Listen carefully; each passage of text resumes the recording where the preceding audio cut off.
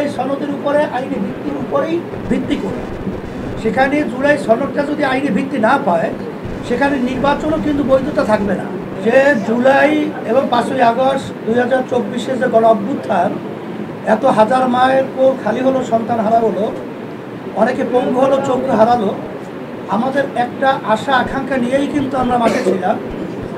সেখানে আমাদের মৌলিক বর্তমানে যে অন্তর্বর্তীকালীন সরকার রয়েছে, তাদেরও মূল দায়িত্ব কর্তব্য প্রধান উপদেষ্টা বলেছেন যে এখানে মৌলিক সংস্কার হবে, এরপরে দৃশ্যমান বিচার হবে, তারপরে জাতীয় নির্বাচন হবে।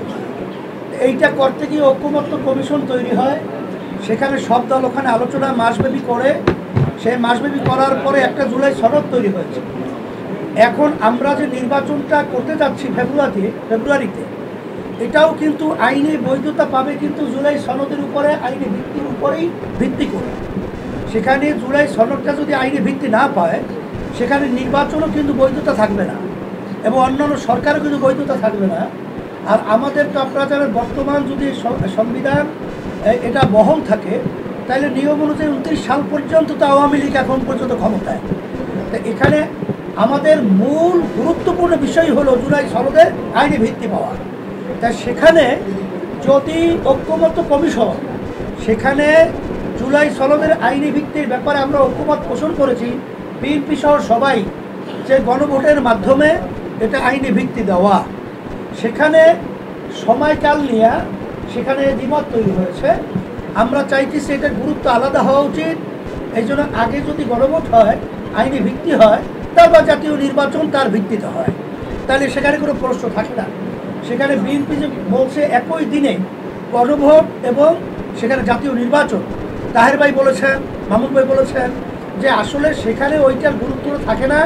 তখন কিন্তু এখানে জুলাই সনদ ভিত্তি পাওয়ার জন্যে যে হানা ভোটের ব্যাপারটা সংখ্যা যদি পরিমাণ কম হয়, তখন কিন্তু আবার একটা প্রশ্ন উঠতে পারে যে এখানে জুলাই সনদের ব্যাপারে তেমন উল্লেখযোগ্য কোনো ভোট না আসায় আমরা এটা কোনো গুরুত্ব দিব না।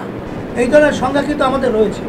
এখানে এনসিপি সহ অন্যান্য আদার যে দল রয়েছে, আমরা সবাই তো জুলাই সনদে, বিএনপি সহ আমরা সবাই তো মাঠে ছিলাম যে আমাদের দেশ সুন্দর করার ব্যাপারে।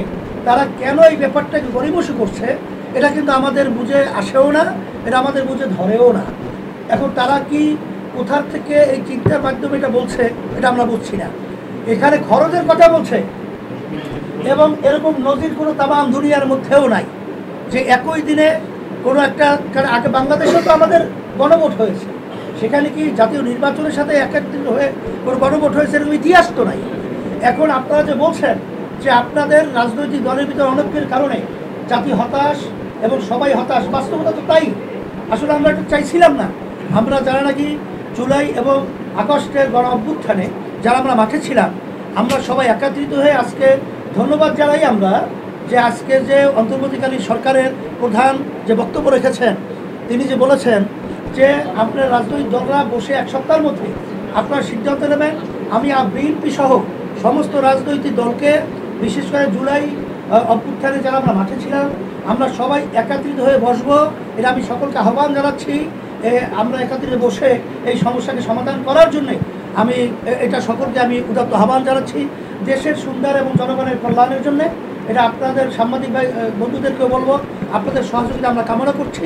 কিন্তু আমরা এই রক্ত এবং এই মায়ের কোল হারা সন্তানগুলো এবং যোগ্য হারানো, পঙ্গু হওয়া, এইটা আমরা বৃথা হতে দেব না।